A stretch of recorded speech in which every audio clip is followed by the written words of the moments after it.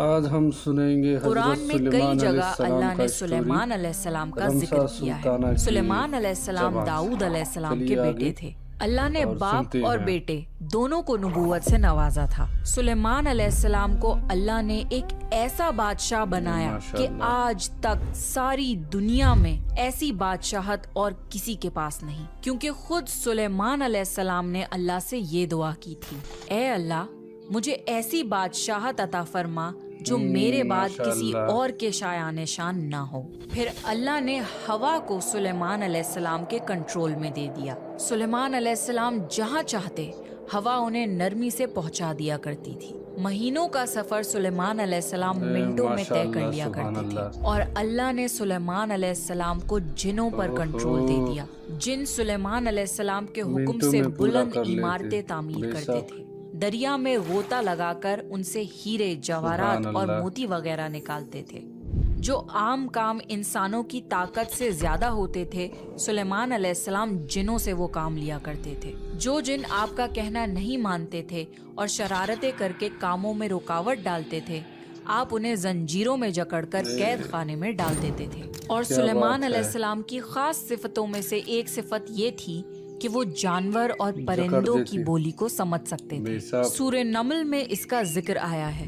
ایک دن سلیمان علیہ السلام کے سامنے ان کے تمام لشکر جنات، انسان اور پرندوں میں سے جمع کیے گئے۔ جب وہ چیٹیوں کے میدان میں پہنچے تو ایک چیٹی نے کہا، ہٹو، اپنے اپنے گھروں میں گھس جاؤ، ایسا نہ ہو کہ بے خبری میں سلیمان اور ان کا لشکر تمہیں روند ڈالے۔ اللہ نے ایک چھوٹی سی چیٹی کی یہ بات سلیمان علیہ السلام کو سنوا دی۔ اس بات پر سلیمان علیہ السلام مسکرا کر ہنس پڑے، کہنے لگے، اے پروردگار، تو مجھے توفیق دے کہ میں تیری ان نعمتوں کا شکر ادا کروں جو تو نے مجھ پر انعام کی ہیں، اور میں ایسے نیک عمل کرتا رہوں جس سے تو خوش رہے، اور مجھے اپنی رحمت سے نیک بندوں میں شامل فرما دے۔ اللہ تعالیٰ نے سلیمان علیہ السلام کو فیصلہ کرنے کی زبردست صلاحیت عطا فرمائی تھی۔ ایک بار دو عورتیں اپنا مقدمہ داؤد علیہ السلام کے پاس لائیں۔ دونوں کو اللہ نے ایک ایک اولاد دی۔ ایک بھیڑیے نے حملہ کر کے بڑی عمر والی کا بچہ کھا لیا۔ عورت چالاک تھی، اس نے چھوٹی عمر والی کا بچہ چھین لیا، کہنے لگی یہ میرا بچہ ہے۔ داؤد علیہ السلام نے دیکھا بچہ بڑی عورت کے پاس ہے تو اس کے حق میں فیصلہ دے دیا۔ سلیمان علیہ السلام نے اجازت چاہتے ہوئے کہا، کیا میں اس مقدمے کا فیصلہ کر سکتا ہوں؟ داؤد علیہ السلام نے اجازت دے دی۔ پھر سلیمان علیہ السلام نے عورت سے کہا، بچہ مجھے دے دو۔ بچہ ہاتھ میں لے کر انہوں نے تلوار نکالی اور دونوں عورتوں سے فرمایا، میں اس کے 2 ٹکڑے کر کے تم دونوں میں برابر برابر تقسیم کرنے لگا ہوں۔ یہ سن کر بڑی عورت بولی، ٹھیک ہے، جبکہ چھوٹی عورت ممتا کی وجہ سے چلا اٹھی، کہنے لگی، آپ اس بچے کو زندہ رہنے دیں اور اسی کو دے دیں۔ یہ سنتے ہی سلیمان علیہ السلام بول اٹھے، تو ہی اس کی ماں ہے، جسے اپنے بچے کے ٹکڑے دیکھنا برداشت نہ ہو سکا۔ پھر بچہ اس کی اصل ماں کو دے دیا گیا۔ ایک دن سلیمان علیہ السلام سارے پرندوں کی خبر لے رہے تھے۔ جب انہوں نے دیکھا کہ ایک پرندہ ہدہد وہاں نہیں ہے تو انہوں نے فرمایا، کیا بات ہے کہ ہدہد نظر نہیں آ رہا؟ کیا وہ واقعی غیر حاضر ہے؟ یقیناً میں اسے سخت سزا دوں گا اگر وہ میرے سامنے کوئی معقول وجہ بیان نہ کرے۔ تھوڑی ہی دیر میں ہدہد وہاں آ گیا اور بولا، میں ایک ایسی خبر لایا ہوں کہ آپ کو اس کی خبر بھی نہیں ہے۔ میں سبا کی طرف گیا، میں نے دیکھا کہ ان کی بادشاہ ایک عورت ہے جسے ہر قسم کی چیز سے کچھ نہ کچھ دیا گیا ہے، اور اس کا تخت بھی بڑا عظیم ہے۔ میں نے اسے اور اس کی قوم کو اللہ تعالیٰ کو چھوڑ کر سورج کو سجدہ کرتے ہوئے پایا ہے۔ شیطان نے انہیں سیدھے راستے سے ہٹا دیا ہے۔ ہدہد ایک ایسا پرندہ تھا جو سوکھی زمین میں پانی والے حصوں کا پتہ لگا لیا کرتا تھا۔ سلیمان علیہ السلام کو بھی یہی ہدہد بتایا کرتا تھا کہ پانی کہاں ہے، پھر آپ جنات کے ذریعے وہاں سے پانی نکلواتے تھے۔ جب سلیمان علیہ السلام نے یہ اطلاع سنی تو وہ بہت حیران ہوئے۔ انہوں نے ہدہد سے کہا، ہم ابھی تمہاری بات کی تصدیق کر لیتے ہیں، میرے اس خط کو لے کر جاؤ اور انہیں دے دو، پھر ان کے پاس سے آنا اور دیکھنا کہ وہ کیا جواب دیتے ہیں۔ آپ نے ایک خط لکھ کر اسے دے دیا۔ ہدہد وہ خط لے کر خط ان کے سامنے گرا کر خود اڑ کر دیوار پر جا بیٹھا۔ خط دیکھ کر ملکہ بلقیس نے کہا، اے سرداروں،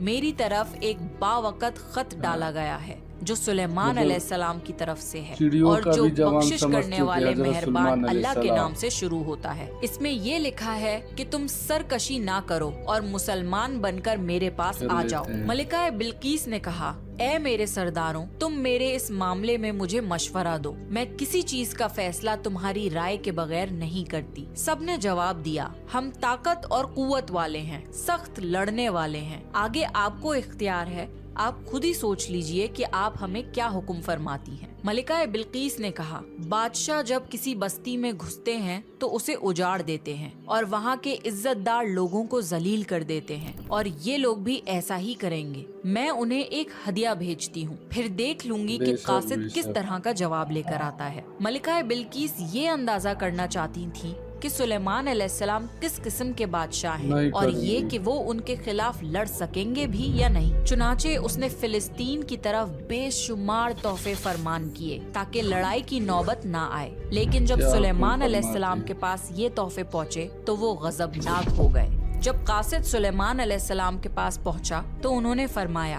क्या तुम माल से मुझे मदद देना चाहते हो? ऐसा ही मुझे तो करेंगे, मेरे हाँ। रब ने उससे बहुत बेहतर दे रखा है जो उसने तुम्हें दिया है। बस तुम ही अपने तोहफों से खुश रहो, जाओ उनकी तरफ वापस लौट जाओ। हम उनके मुकाबले वो लश्कर लेकर आएंगे जिनके सामने पड़ने की उनमें मलिका ताकत नहीं, बिल्कीस। और हम उन्हें जलील करके वहाँ से निकाल बाहर करेंगे। कासिद उनका जवाब सुनकर ओहो। और ये सूरत हाल देखकर दहशत ज़दा हो सोना, गया। उसने चांदी, मलिका बिल्कीस की जवाहरात, तरफ हीरे, जाकर मोती। ये सारी हकीकत बयान कर दी। मलिका बिल्कीस ने सुलेमान अलैहिस्सलाम को पैगाम भिजवाया कि हम इस्लाम कबूल करने के लिए तैयार हैं। जब ये पैगाम बहुत ज्यादा सुलेमान अता अलैहिस्सलाम किया तक है। पहुंचा बेशक, तो आप अपने बेशक। दरबारियों की तरफ मुतवज्जे खुश हुए रहो। और फरमाया, ए सरदारों, तुम में से कोई है जो मलिका बिल्कीस के यहाँ पहुँचने से पहले उनका तख्त यहाँ ला दे? एक जिन ने कहा, आप अपनी मजलिस से उठें, इससे पहले ही मैं उनका तख्त आपके पास ला देता हूँ। एक शख्स जिसके पास किताब का इल्म था वो बोला,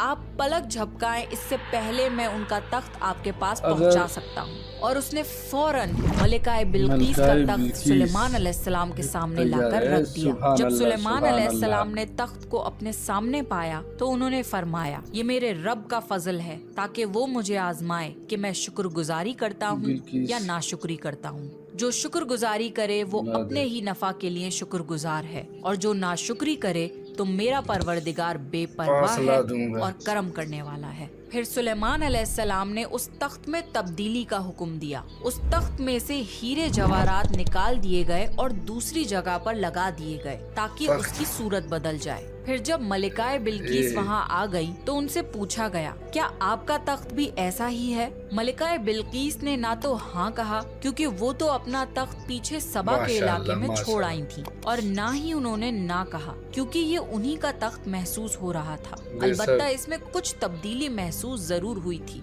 काफी सोचकर उन्होंने जवाब दिया, ये तख्त मेरा ही लगता है। इसके बाद सुलेमान अलैहिस्सलाम मलिका बिल्कीस को एक महल में ले गए। सुलेमान अलैहिस्सलाम अपनी सल्तनत का एक ऐसा मंजर दिखाना चाहते थे जो किसी इंसान ने पहले ना देखा हो। ये महल मुकम्मल तौर पर शीशे का बना हुआ था। इससे दूसरी तरफ देखा जा सकता था। फर्श भी शीशे का था। शीशे के नीचे पानी छोड़ा गया था। पानी चलता रहता था। आप मलिका बिल्कीस को लेकर उस महल में दाखिल हुए तो वो बहुत हैरान हुई कि इस महल में तो पानी बह रहा है। उन्होंने अपना